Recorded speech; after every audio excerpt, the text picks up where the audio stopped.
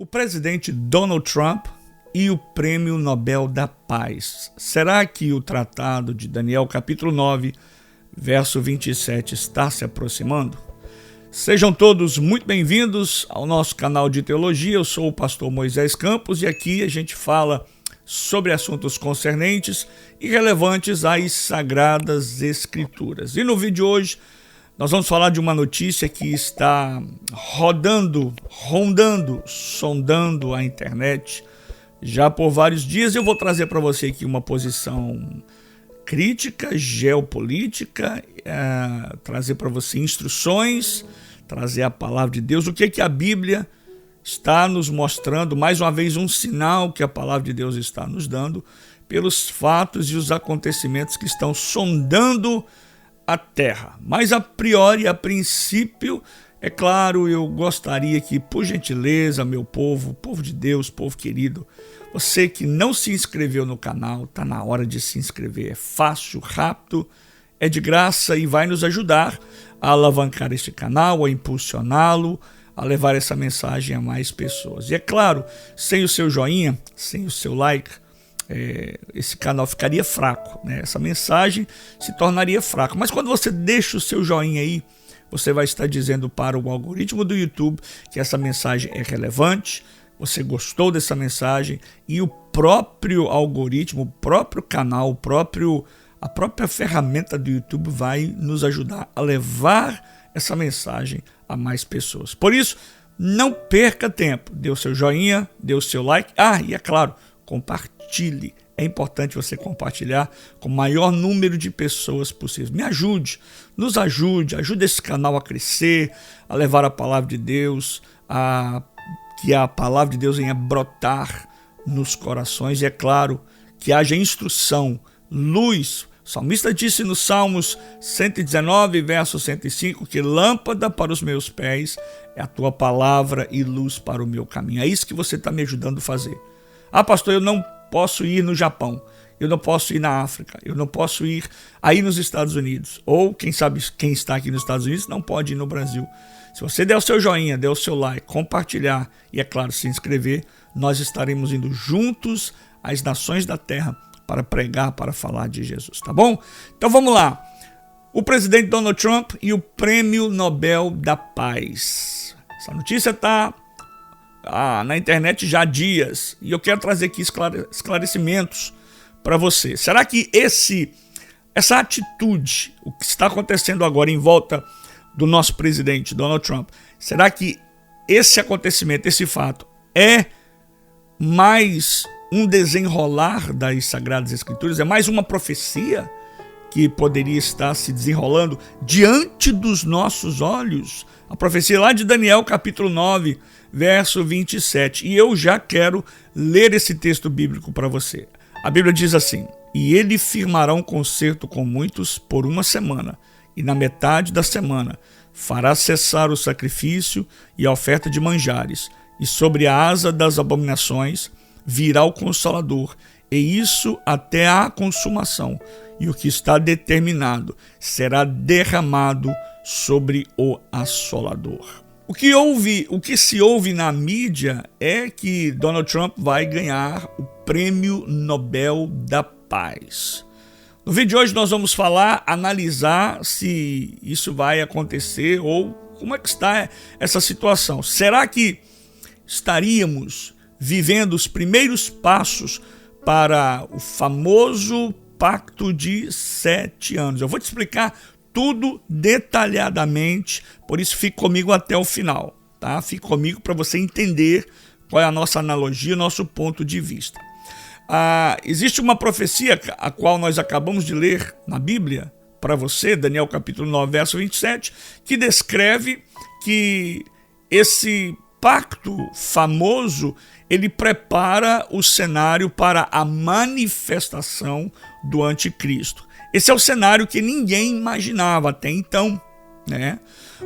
Imagine só, por exemplo, o momento em que Donald Trump, agora novamente na Casa Branca como o 47º presidente dos Estados Unidos, não apenas retorne, ele tem uma influência muito grande hoje global, mundial, mas ele não retorna apenas com essa influência mundial total, mas quem sabe ele venha conseguir algo que nenhum outro líder alcançou em décadas, um acordo de paz definitivo no Oriente Médio, um tratado que consiga fazer o impossível acontecer, não apenas aproximar Israel dos países árabes, mas também abrir espaço político e religioso para que o terceiro templo em Jerusalém seja finalmente reconstruído.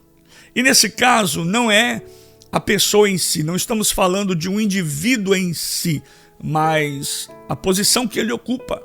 Essa posição, ela é estratégica, essa posição ela é profética, essa posição ela é importante. Poderia ser qualquer outra pessoa nesse caso. Não estamos aqui falando apenas de uma diplomacia, mas estamos falando de um evento com implicações escatológicas profundas. E eu quero dissertar, eu quero esmiuçar os detalhes para que você entenda bem, receba bem essa palavra e compreenda o que está acontecendo. Por exemplo, a reconstrução do templo é para os judeus mais ortodoxos o cumprimento de promessas da vinda do Messias, um cumprimento de promessas messiânicas para os judeus ortodoxos. Agora, para cristãos que principalmente amam a escatologia, na verdade, isso é mais um sinal tangível de que estamos entrando no último ciclo profético da história humana. E é isso que a gente vem aqui falar para você, trazer os pontos, o que a Bíblia diz, o que a Bíblia não diz, o que é especulação, o que não é especulação, o que é teoria da conspiração, o que não é teoria da conspiração. Agora, imagine que, por intermediar esse acordo histórico envolvendo judeus, árabes e talvez até nações como o Irã ou a Turquia, Donald Trump seja reconhecido mundialmente com o Prêmio Nobel da Paz. Eu acredito que o Prêmio Nobel da Paz é o ápice, né? É a condecoração maior para qualquer líder, para qualquer indivíduo, para qualquer ser humano. A mídia global o celebraria como o maior pacificador da era moderna. Se isso acontecer, ele vai receber esse título com honrarias. Líderes religiosos o chamariam, sabe de quê? De ungido da paz, né? Mas e a igreja? E apenas a igreja? Como é que a igreja vê? Como é que a igreja se posiciona diante de tudo isso? Na verdade, eu vejo que a igreja que é cheia do Espírito Santo, que carrega a informação, a palavra de Deus consigo, a igreja saberia e saberá discernir que nem toda paz vem do alto. Parece improvável ou parece profético, não é verdade? A pergunta que ecoa nesse vídeo de hoje não é uma pergunta política, mas é uma pergunta bíblica. Se Trump for laureado pela paz no Oriente Médio, estaríamos à porta do cumprimento da profecia de Daniel capítulo 9, verso 27. Então nós estaremos vendo os primeiros passos aqui. Você já vai acompanhar comigo, nós vamos ficar de olho para ver o desenrolar dessa história. Estaremos vendo aqui, acompanhando os primeiros passos, se isso vier a acontecer, dos 7 anos do pacto, famoso pacto de 7 anos. Foi o texto que eu li em Daniel capítulo 9, verso 27 para você. Que estará anunciando, ou foi anunciado, né, pelo profeta Daniel, que marcará o início da última semana profética, abrindo então o palco para a manifestação, para a vinda do anticristo. Agora, mais do que nunca, os holofotes da história estão sobre Jerusalém. Por incrível que pareça, mais do que os conflitos, agora os olhos do mundo devem estar, e os olhos da igreja, devem estar voltados para Jerusalém. Sabe por quê? As engrenagens proféticas estão girando sem pausa. É isso mesmo. As engrenagens proféticas, enquanto eu falo, enquanto eu estou preparando, fazendo esta live com você, talvez já estaríamos ou já estamos em algum passo mais adiante. Mas é importante a gente sempre estar atento. Eu quero aqui também esclarecer alguns pontos para você, para a gente entender um pouco sobre esse capítulo 9, esse verso 27 de Daniel. O profeta Daniel, ele foi preso na corte da Babilônia por volta do ano 537 a.C. E lá na corte ele recebe uma revelação que atravessaria os séculos. A Bíblia diz, o texto que nós lemos, vou ler novamente, Daniel 9, 27, diz: ele firmará uma aliança com muitos por uma semana, e na metade da semana fará cessar o sacrifício e a oferta. Esse versículo encerra de forma enigmática uma profecia das 70 semanas de Daniel. Um calendário de 70.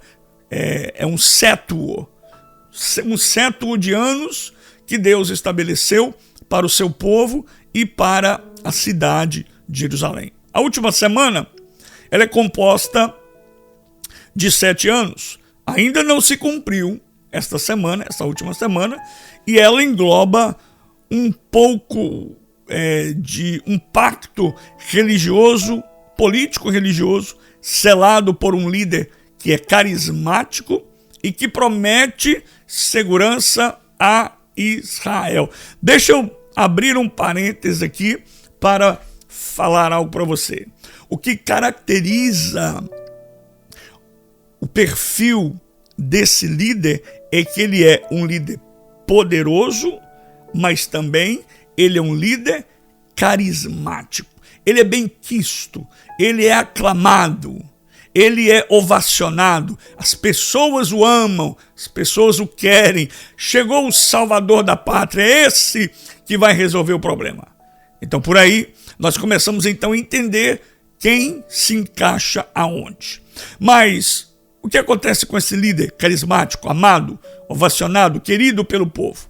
Ele vai romper o acordo de 3 anos e meio depois, interrompendo um culto que já estava estabelecido, preparado, organizado, acontecendo dentro do templo. E agora, depois disso, quando ele quebra esse pacto, ele vai instalar a perseguição de forma sem precedentes. Nesse ato de ruptura, Daniel usa o verbo em hebraico higbir, que quer dizer uma imposição autoritária. O pacto parece benéfico no início, mas o seu artífice se exalta acima de tudo e quer estar acima de Deus. Séculos depois, no Monte das Oliveiras, Jesus Cristo retorna a mesma linha profética, advertindo: quando virdes a abominação da desolação que falou o profeta Daniel no lugar santo, quem lê, entenda. Mateus capítulo 24, verso 15. Jesus disse isso quando estava no Monte das Oliveiras com os seus discípulos. Ele projeta o cumprimento para o futuro, deixando claro que algo ainda precisa acontecer dentro do santuário. Algo tão profano, algo tão nojento, que provocará a fuga imediata dos judeus fiéis. Esse eco de Daniel conecta-se então ao apóstolo dos gentios, o apóstolo São Paulo, que declara que o homem do pecado se assentará no templo de Deus, querendo parecer ser Deus. 2 Tessalonicenses, capítulo 2, verso de número 4. João, o apóstolo amado, no livro do Apocalipse, ele acrescenta que serão dadas 42 meses, precisamente 3 anos e meio, para que as nações pisem no átrio do templo. Então vemos, portanto, que há um tríptico escatológico, 3 coisas acontecendo para que isso se torne realidade. Daniel anuncia, Jesus confirma e Paulo e João detalham isso. Para que esse drama se desenrole, 3 elementos indispensáveis precisam estar de pé: um pacto político internacional, um sistema de sacrifícios restaurado e, sobretudo, um terceiro templo erigido em Jerusalém. Sem altar não há corban. Sem corban não há intercessão levítica. E sem culto diário não existe ponto de inflexão, de conexão, para que o impostor possa fazer cessar o sacrifício. É por isso que cada notícia sobre cinzas da novilha vermelha, cada pedra talhada pelo Instituto do Templo ou cada escavação no Monte Moriá ganha relevância profética. O templo, na verdade, ele é o palco. O sacrifício é o enredo em que a abominação da desolação entra e é o clímax, o ápice diabólico que marcará a virada da história rumo à grande tribulação.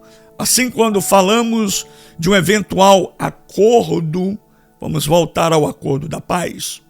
Assim como quando falamos de um eventual acordo definido de paz que conceda a Israel acesso irrestrito, porque por enquanto eles têm acesso restrito, eles não podem ir lá.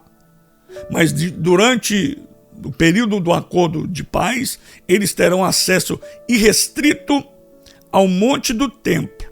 E não estamos aqui apenas comentando de forma geopolítica contemporânea, mas estamos ouvindo o eco de Daniel soar com mais nitidez do que nunca, com mais força.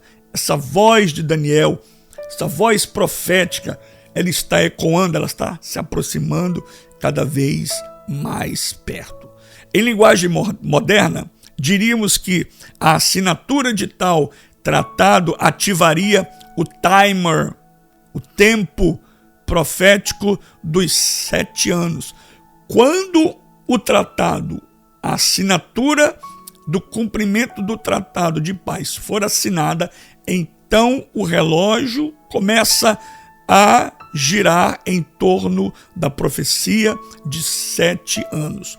O mundo celebraria, talvez, esse Prêmio Nobel da Paz. O céu, porém, soaria trombetas de alerta, lembrando que a verdadeira paz jamais será fruto de canetas diplomáticas, mas o retorno do príncipe da paz, que estabelecerá Sião como trono eterno. Voltando a falar do presidente, os acordos de Abraão, que já foram tratados, que já foram cogitados, e o Nobel da Paz, que ainda poderá vir a acontecer, sabe-se lá com quem, está na gaveta, aguardando, esperando o momento certo. Durante o seu primeiro mandato, é bom falar isso, o atual presidente dos Estados Unidos, ele surpreendeu o planeta quando no dia 15 de setembro de 2020, ele reuniu no gramado da área sul da Casa Branca os líderes de Israel, os líderes dos Emirados Árabes Unidos e Bahrein para assinar o chamado Acordo de Abraão. O primeiro pacto de normalização árabe-israelense desde 1994, 31 anos depois. Nas semanas seguintes, Marrocos aceitou retornar relações plenas com Jerusalém e anunciou a mesma intenção também uma outra região chamada Khartoum, ainda que o parlamento sudanês não tenha ratificado esse tratado ou esse texto até hoje. Para Washington, os acordos foram apresentados como uma paz quente, abrangente, onde voos diretos, cooperação de defesas cibernéticas, turismo, o IA, inteligência artificial, áreas da saúde, e principalmente foi envolvido bilhões e bilhões e bilhões de dólares em comércio regional para que tudo isso viesse a acontecer. Em façanha, tudo isso rendeu a Trump e a sua equipe múltiplas indicações formais ao Prêmio Nobel da Paz. Uma delas foi registrada pelo deputado norueguês Christian Tybring-Gjedde, logo após a assinatura inicial, destacando que a diplomacia norte-americana havia mudado o jogo do Oriente Médio.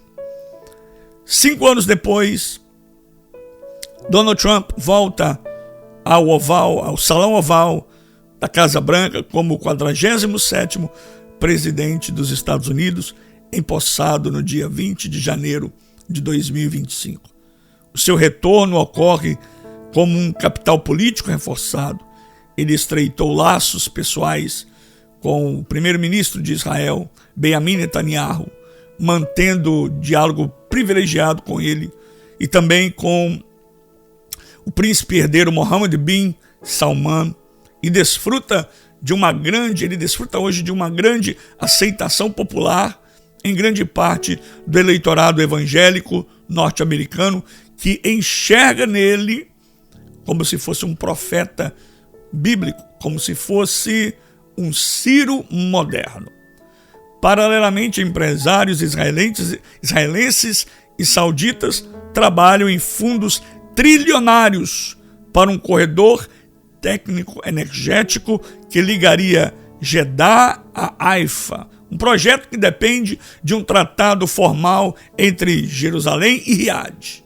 Se esse segundo grande acordo incluir ainda garantias de trânsito no Mar Vermelho, reconhecimentos mútuos de espaço aéreo, cláusulas de proteção a locais sagrados islâmicos e, de quebra, uma permissão tática para Israel erguer o terceiro templo, imediatamente algumas coisas administrativas seriam compartilhadas no Monte Moriá. O Comitê Nobel teria diante de si um feito diplomático e ainda mais robusto que os primeiros acordos originais de Abraão. O Prêmio Nobel, vale lembrar, que costuma privilegiar acordos militares históricos. Por exemplo, Camp David em 1978, Oslo em 1994, Colômbia em 2016, e pode ser outorgado mesmo enquanto o laureado ainda ocupa o cargo político. Entretanto, no contexto bíblico, a palavra de Deus, a Bíblia, coloca um enorme asterisco sobre toda a celebração terrena de paz e segurança. Em 1 Tessalonicenses capítulo 5, verso 3, o apóstolo São Paulo, ele advertiu que exatamente quando o mundo repetir estas palavras, lhes sobrevirá repentina destruição. Vou repetir, essas são as palavras que devemos estar atentas a elas mediante a palavra de Deus. Primeira carta de Paulo aos Tessalonicenses, capítulo 5, verso 3. Lhes sobrevirá repentina destruição. Daniel profetizou que o grande pacto seria selado por um príncipe, não necessariamente o anticristo em pessoa, mas alguém cuja diplomacia abre as comportas para que o anticristo se manifeste e se revele. Existe um outro fator importante que nós não podemos esquecer dele, que é a construção ou a reconstrução do terceiro templo. Enquanto chanceleres debatem fronteiras e mesas lustrosas, luxuosas, banquetes com muita comida, muita festa, Jerusalém vive um frenesi subterrâneo de preparação ritual. Pedras, escute isso, de 6 toneladas já foram talhadas em pedreiras de Mispe Ramon, consagradas com água do tanque de Siloé e guardadas como cornerstones à espera da ordem de transporte para o Monte Moriá. Isso mesmo, senhoras e senhores, isso já está acontecendo. Enquanto o mundo festeja, enquanto o mundo se depara com cortinas de fumaça, um acontecimento aqui, outro ali, um conflito aqui, outro ali, volto a lhes dizer, muito cuidado com essas cortinas de fumaça, porque algo ainda está acontecendo que ninguém está vendo. Nos depósitos climatizados do Instituto do Templo repousam a menorá. Uma menorá de ouro maciço, as trombetas de prata, o éfode, a roupa, o vestimento do sumo sacerdote, bordado com as 12 pedras tribais e até frascos do incenso confeccionado, segundo Êxodo capítulo 30, a mesma medida, a mesma composição.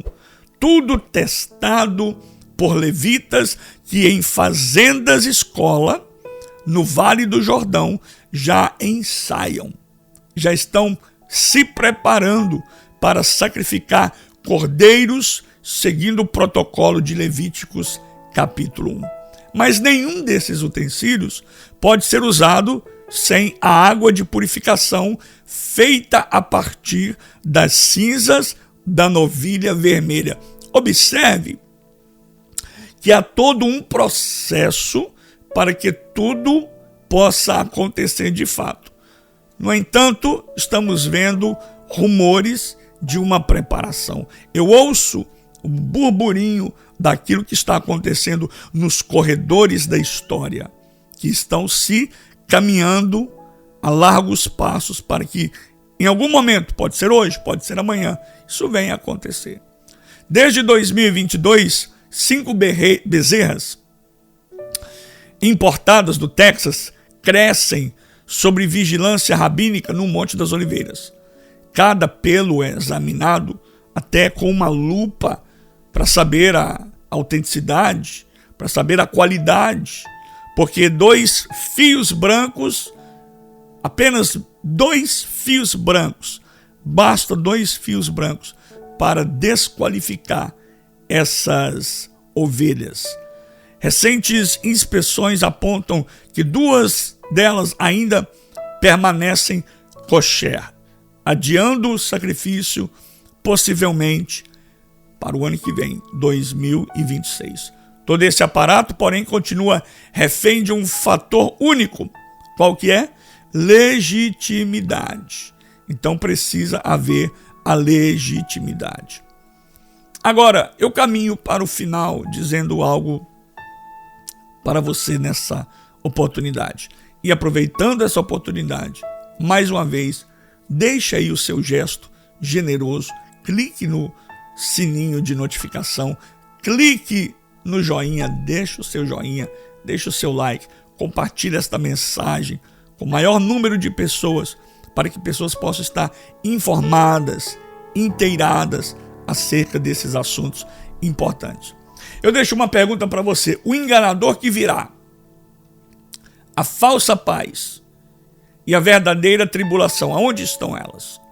Daniel descreve um príncipe que sela um acordo e depois ele rompe esse acordo na metade de 7 anos.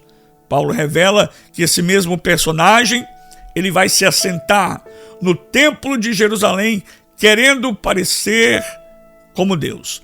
A Escritura Sagrada, a Bíblia, não diz que ele será explicitamente identificado como o anticristo no início, porque ninguém vai saber disso. Ao contrário, ele vai vir com soluções, com carisma, com palmas, com fogos, com celebrações, com alegria.